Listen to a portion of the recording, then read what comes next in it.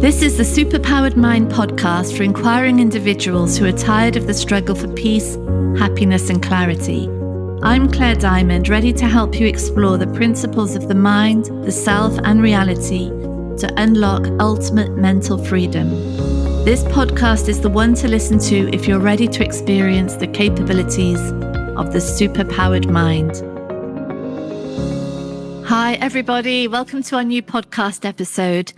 And today we're looking at the question, what is my equivalent? And this is coming from our current course on compassion, where we're looking at resentment and how that is the ultimate experience of insanity, really, of a mind that is lost in its own beliefs, in its own protections and projections. And the question, what is my equivalent, is such a powerful tuning in device for the mind to come back into reality, really. Because resentment, which is actually so toxic for the body mind and so unproductive, because what it does is it creates this protection around this sense of what I am. And it says, what I am is better than them, better than their behavior. They, for whatever reason, maybe they're mean, they're evil, they're stupid, they don't know what they're doing. They're behaving in this way. And I wouldn't do that. I'm superior. I am better than them. And this, although on the surface it might feel momentarily good to have that sort of ego boost of superiority, it's actually a form of torture for the whole body mind, because it prevents the mind from being in actual reality, which an actual reality really is the space in which there are no concepts believed. There isn't these fixed, static, conceptual versions of me and you and them and it and him and her. It's just a mind dealing with an enormous amount of real-time data. That's a sane mind. And so resentment, which is that feeling signified by that stress on the body mind, that feeling of protection, that feeling of distance and separation, all of that is saying, okay, this is an invitation now to get sane. And the way to really get sane when resentment is going on is to ask the question, what is my equivalent? And we've been looking at this in our course, and it is so powerful. It's very hard to do, because in that moment of superiority, the ego, that sense of me, is being really secured. It looks good, worthy, right in that moment. And so this question, what's my equivalent, is taking that away. It's really saying that behavior that you most resent out there is the same as the behavior here. It's the same. There isn't any difference when it comes down to the behaviors that the body mind does. They're all coming from the same place. They're all coming from this current understanding of what makes sense to do right now. That's ubiquitous across all humankind. What makes sense to do right now? It's a subconscious foundation, and it gives rise to behavior. It gives rise to words. It gives rise to gestures and tone. There isn't a decider of this. Behavior is just happening because that behavior makes sense to do. But resentment is full of blame, isn't it? Resentment is saying that person is choosing that behavior. There's an entity within that body mind over there that is making objective, independent decisions to do that behavior. And that behavior is personally injurious or disruptive or inconvenient or annoying or dangerous to me. So instead of addressing just the behavior, the mind goes into overdrive of personal attack, personal affront. And that's where resentment comes from. It comes from the two things, the idea that there's a separate entity making independent choices and that this behavior is personal to me. And none of that's true. And then when we ask this key question, this core brilliant question, what is my equivalent? All of that starts to dissolve. Resentment cannot live in that question, what is my equivalent? And so we could take quite an innocuous example, say we're driving along and someone cuts us up in the traffic. They sort of push in front of us, cause us to brake a little bit. And we might feel full on affronted in that moment. We didn't want to brake. We didn't want to make way for them. We're in a rush. We've got somewhere to go.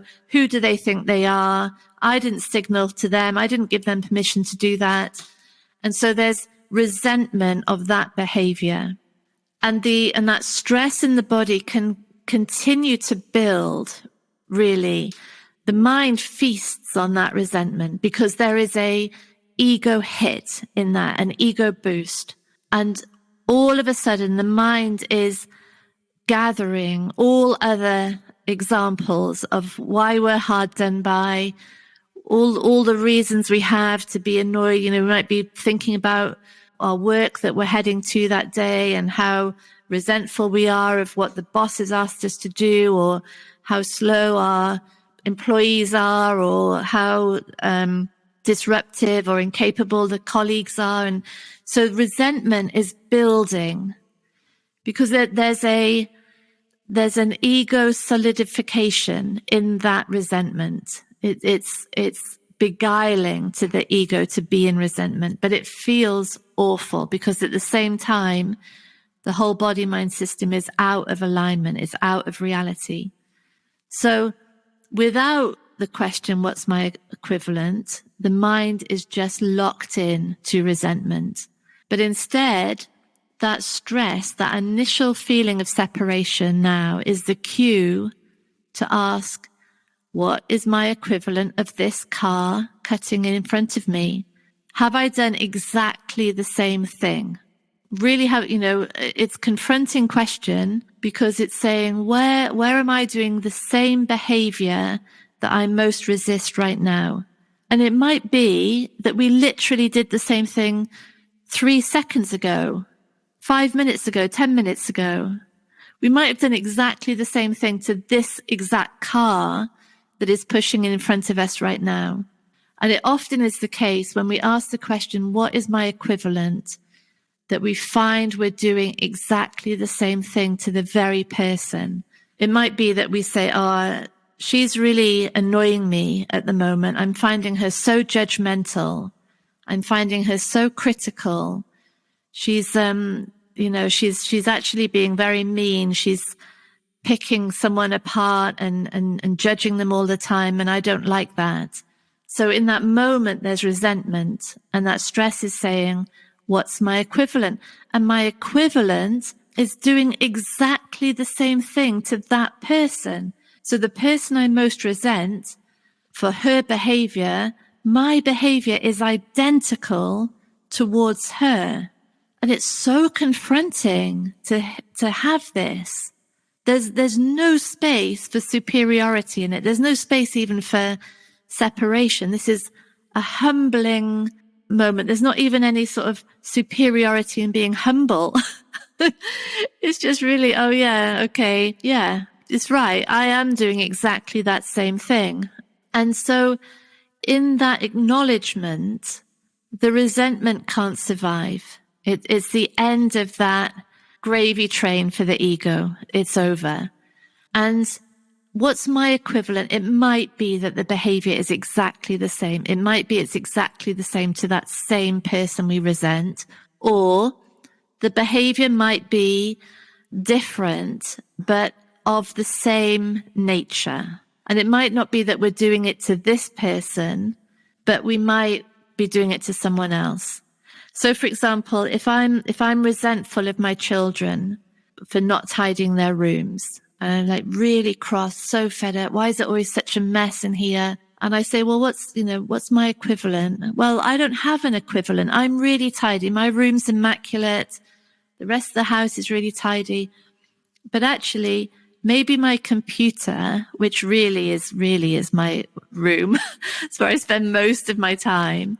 My files might not be in order. My calendar might not be as clear and well managed as it could be. That might be my equivalent. So instead of the insanity of being resentful about them, I could begin with here. I could begin with tidying up my computer workspace.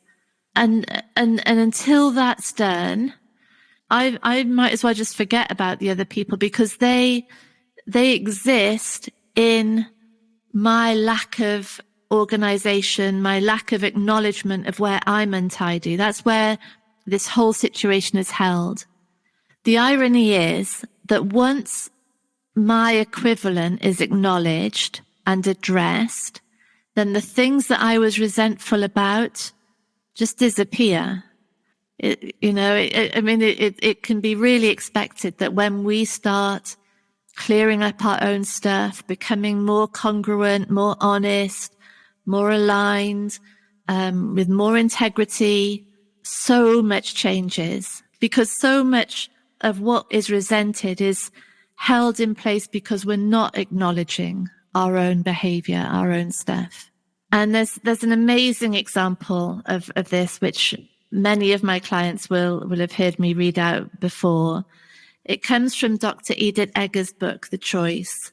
And Dr. Edith Eger was in the concentration camps. She lost so many members of her family, so many friends. She managed to escape with her sister, and she subsequently set up a practice as a psychotherapist. And into her office came a boy, and this is what happened. A 14-year-old boy who had participated in a car theft was sent to me by a judge. The boy wore brown boots, a brown shirt. He leaned his elbow on my desk. He said, "It's time for America to be white again. I'm going to kill all the Jews, all the niggers, all the Mexicans, all the chinks." I thought I would be sick. I struggled not to run from the room. "What is the meaning of this?" I wanted to shout. I wanted to shake the boy, say, "Who do you think you're talking to?" I saw my mother go to the gas chamber. I would have been justified, and maybe it was my job to set him straight. Maybe that's why God had sent him my way, to nip his hate in the bud. I could feel the rush of righteousness. It felt good to be angry, better angry than afraid. But then I heard a voice within. "Find the bigot in you," the voice said. "Find the bigot in you." I tried to silence that voice. I listed my many objections to the very notion that I could be a bigot. I came to America penniless. I used the colored, in inverted commas, bathroom in solidarity with my fellow African-American factory workers. I marched with Dr. Martin Luther King Jr. to end segregation.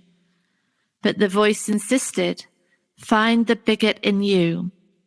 Find the part in you that is judging, assigning labels, diminishing another's humanity, making others less than who they are." The boy continued to rant about the blights to America's purity. My whole being trembled with unease, and I struggled with the inclination to wag my finger, shake my fist, make him accountable for his hate, without being accountable for my own. This boy didn't kill my parents. Withholding my love wouldn't conquer his prejudice. I prayed for the ability to meet him with love. I summoned every image I had of unconditional love. I thought of Corrie ten Boom, one of the righteous Gentiles. She and her family resisted Hitler by hiding hundreds of Jews in their home, and she ended up in a concentration camp herself. Her sister perished there. She died in Corrie's arms. Corrie was released due to a clerical error one day before all of the inmates at Ravensbrück were executed. And a few years after the war, she met one of the most vicious guards at her camp. one of the men who were responsible for her sister's death. She could have spit on him, wished him death, cursed his name, but she prayed for the strength to forgive him, and she took his hands in her own. She says that in that moment, the former prisoner, clasping the hands of the former guard, she felt the purest and most profound love. I tried to find that embrace, that compassion in my own heart, to fill my eyes with that quality of kindness. I wondered if it was possible that this racist boy had been sent to me so I could learn about unconditional love. What opportunity did I have in this moment? What choice could I make right then that could move me in the direction of love? I had an opportunity to love this young person just for him, for his singular being and our shared humanity. The opportunity to welcome him to say anything, feel any feeling without the fear of being judged. I remembered a German family that was stationed for a while at Fort Bliss, how the girl would climb into my lap and call me Oma, Grandma. And this little benediction from a child felt like the answer to the fantasy I'd had as I passed through German towns with Magda and the other inmates, as the children spat at us. When I dreamed of a day when German children would know they didn't have to hate me. And in my own lifetime, that day came to pass. I thought of a statistic I read that most of the members of white supremacist groups in America lost one of their parents before they were 10 years old. These are lost children looking for an identity, looking for a way to feel strength, to feel like they matter. And so I gathered myself up and I looked at this young man as lovingly as I could. I said 3 words: tell me more. Thank you for listening to Superpowered Mind with me, Claire Diamond. If you want extra support in the exploration of your mind, download our exclusive subliminal recording, especially for podcast listeners, on bit.ly/podcast subliminal.